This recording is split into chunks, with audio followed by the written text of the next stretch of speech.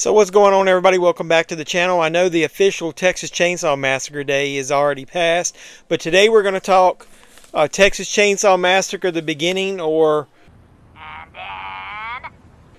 Texas Chainsaw Massacre the beginning, or Texas Chainsaw Massacre the beginning. Well, actually we're going to talk about Texas Chainsaw Massacre and the beginning. Yeah, I'll explain why I've got all these in my hand. What are we waiting for? Let's go.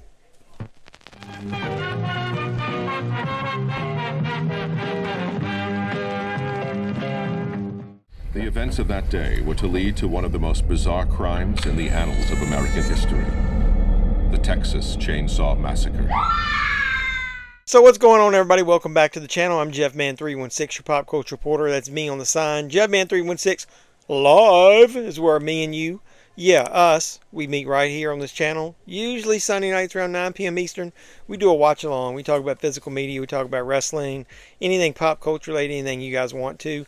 If you want, we can talk Texas Chainsaw Massacre. So why did I have so many copies of Texas Chainsaw Massacre at the beginning? Well, part of it was related to the unrated version, and I'll tell you. So when this first came out on Blu-ray, I bought the Texas Chainsaw Massacre, the remake, the reboot, and I got the the Blu-ray version of Texas Chainsaw Massacre the beginning.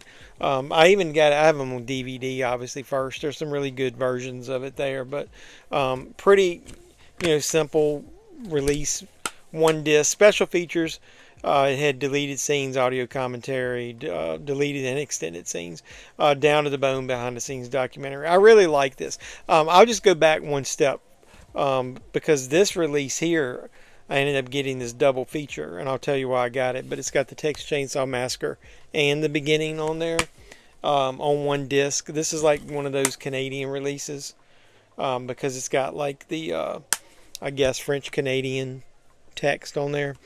I got this because it was advertised. It had the unrated version of the Texas Chainsaw Massacre beginning, and that's what I wanted. But when we're talking about the reboot, a remake, requel, whatever you want to call it, the Texas Chainsaw Massacre, it's not really a requel.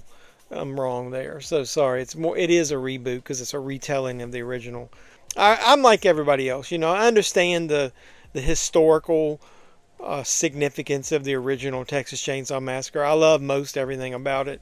Obviously, I like the music, the cinematography, the grittiness, the grime, but there's a couple things I don't like about it. And historically, as I've watched it over the years, I remember everybody talking about how infamous it was.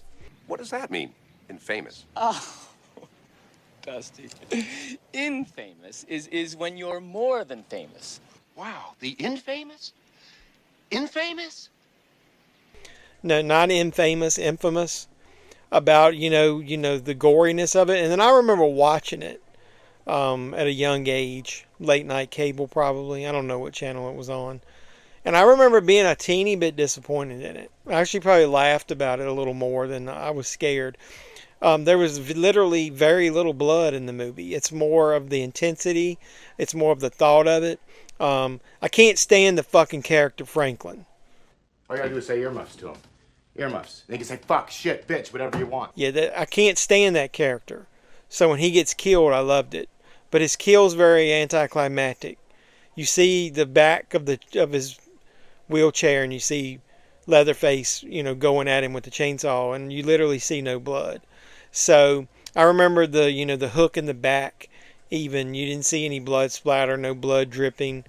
Most of the stuff is off camera, like when he cranks up the chainsaw and is cutting somebody. One of the more intense scenes is when he whacks the guy in the head, when he slams the door closed.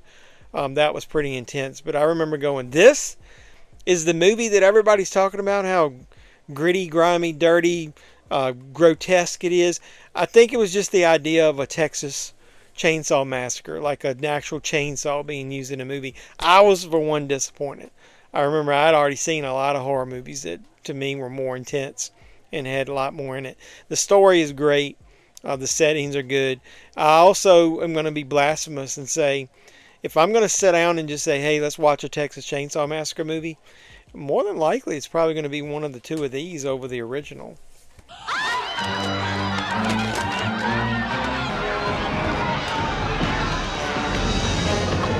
Yeah, I love the original, like I said, and I understand the historical significance as a horror film. But the scene of Grandpa hitting her over the head is just, it's silly. And I know it's blasphemous to people who love the original Texas Chainsaw Massacre. I love it. I love the character of Leatherface. I like that he's basically like confused. He doesn't really know what to do. He's really only doing what his family tells him to do. The Leatherface in these movies is fucking badass, man. He is like balls to the wall, kind of like Michael Myers in the Rob Zombie movies.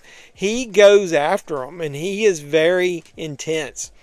He's a totally different type of Leatherface than the original. Gunnar Hansen's great, so it's a different version of it. I like that. But the farther I go along in life, the less I like the original Texas Chainsaw Massacre for some reason, and the more respect I have for some of the sequels. I know, like I said, it's more of a historical impact than it is an actual great horror movie in my eyes. I know it's going to sound weird when you guys hear that. I don't know why. Like I said, I can't stand Franklin at all. It's one of my most hated horror characters. There's a lot of characters that you just love when they get whacked in the movie, and that's one of them. But let's talk about these movies. I loved seeing the Texas Chainsaw Massacre, reboot in theaters. I thought it was good. I like Jessica Biel in it. I kind of think that I'm so cute and me. Kemper! Kemper? The hell is that? Holy shnikes. I just love the movie. And it has more gore and like a more, like I said, grittier version of Leatherface. So maybe that's why I like it more. I'm more into this. I like the aspect of understanding how they do special effects. I actually wanted to study that at one time. So seeing that is great. Now, that's one of the reasons I wanted the unrated version of the Texas Chainsaw Massacre on Blu-ray. I already seen the DVD, and I like the extended kills in it, a little bloodier. They hang on to the on the screen a little bit longer, and there's a few more reactions, extended versions of that. Obviously there's multiple versions of the ending you've got there. You can see as far as the deleted and extended scenes, but I really like the unrated version. So when I had the DVD, I was like, I got to get it. So the movie came out on Blu-ray, and it's not the unrated version, it's the rated R version. I was like, what the fuck? I've got the unrated version on DVD, but I don't have it on Blu-ray.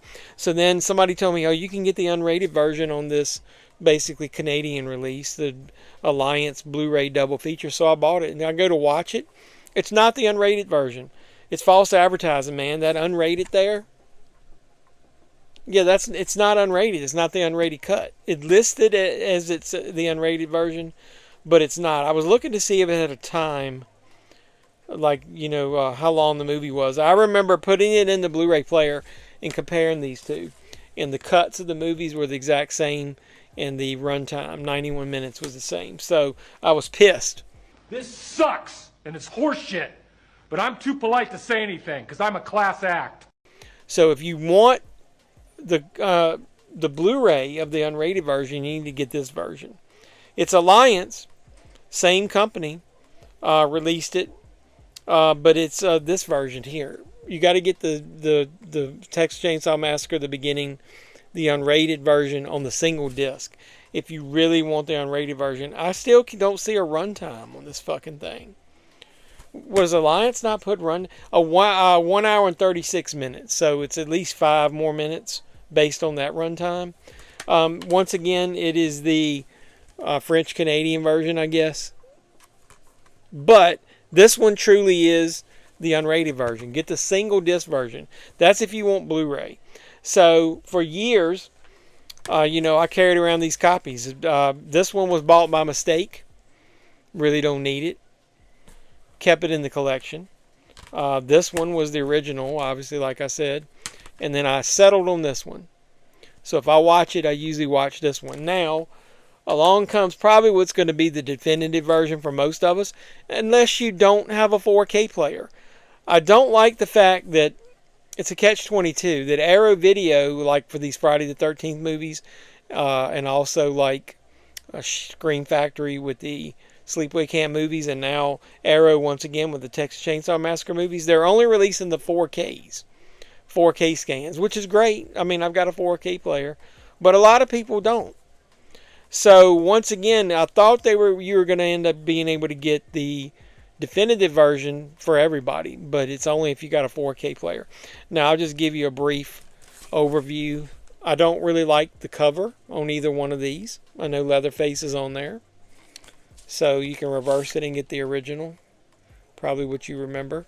But I did watch the movie, and the transfer is amazing. It's everything everybody's saying about it. It's got a booklet inside. It's got the poster in there, which is going to have both versions of that artwork. It's only got the one disc, the 4K disc. The transfer looks amazing. They did a tremendous job. It's one of the best horror movies, and it might be one of the best 4K transfers that Arrow Video has done. Super happy with this, other than it's only the 4K disc. So if you don't have a 4K player, there's no reason to upgrade from some of these other versions that you might have of the original. Now, for the second movie, the Texas Chainsaw Massacre, the beginning, it looked tremendous, just as good as the other one. Now, for me, I don't know why the sound sounded a little low. Maybe it's my setup. I didn't adjust it from watching the first one, and that one wasn't that way. I found in some of the scenes with dialogue, I had to turn it way up compared to what I normally do. I'll check my setup later. It's probably me, but that was the only negative about it. It looked great. I recommend this if you have 4K. Once again, I don't like this cover at all. It looks like hot garbage. It's stupid. I just don't like it. It's silly. But you can reverse it into that on this side, and that's what I usually do. New artwork on the slipcover. I like theatrical on the actual version. Now, the cool thing about this is, finally, yeah, finally, as The Rock says, you get the 4K Ultra HD Blu-ray presentation in Dolby Vision of both the theatrical and the uncut versions. And I watched it. You can finally watch both versions on one disc of something released in the USA, not having to get this Canadian version of that, but it's only on 4K. So if you only have Blu-ray, you're going to have to go out and seek this if you want the unrated version. So I thought it was awesome that they included both versions on here, so it made me super happy. There's a brand new audio commentary on the uncut version by Dread Central co-founder Steve, Uncle Creepy Barton, and co-host of the Spooky Picture Show podcast, Chris McGibbon. It's an archival commentary on the uncut version. So they put an all-out effort in on the uncut version on this one. So I'll show you the disc. Same thing. This one's got an awesome little booklet. It's got the poster. And it's got the not much to do with the artwork there. You choose the version off the menu. Like I said, and I watched the unrated version. The kills are a little bit extended. Like I said, it's got some reactionary stuff. Some other stuff is just fluff. But I really love these movies, man. I think if you go back and rank, I think I did that. Some of my favorite remakes that's come out of horror movies. I think The Evil Dead, to me, is number one. I really thought the first Evil Dead, same thing. I know and understand the historical relevance of the film, the budget, how small it was, and the creativity and all that. But it's just kind of cheesy, man, especially since you get a better version of the movie with Evil Dead 2. But those movies, like I said, if I want a little bit of comedic touch to them, if I want to see Bruce Campbell, I'll watch those. But if I want a horror movie, a kick-ass horror movie with some gore in it, you can't beat the fucking Evil Dead, and you can't beat these two, man. There's some really good chainsaw gore. You actually get chainsaw gore in these. I don't know, man. It would be really hard if I did a ranking. Would I put one of these ahead of the original? Man, when I watch these, like especially these 4Ks now, those things rank pretty high on the list of the Texas Chainsaw Massacre movies. I'm not saying that I'm going to do that I'm going to rank it higher, but I would think about it, man. These are some of the greatest remakes out there, like the Friday the 13th is really good. That definitely blows the original Friday the 13th out of the water. If you compare the remake Friday the 13th with the original Friday the 13th, like I said, The Evil Dead, The Blob. There's a lot of good remakes. If I can find the video, I'll put a link here. Look, it's talking about my favorite remake movies. But these are fucking badass, man.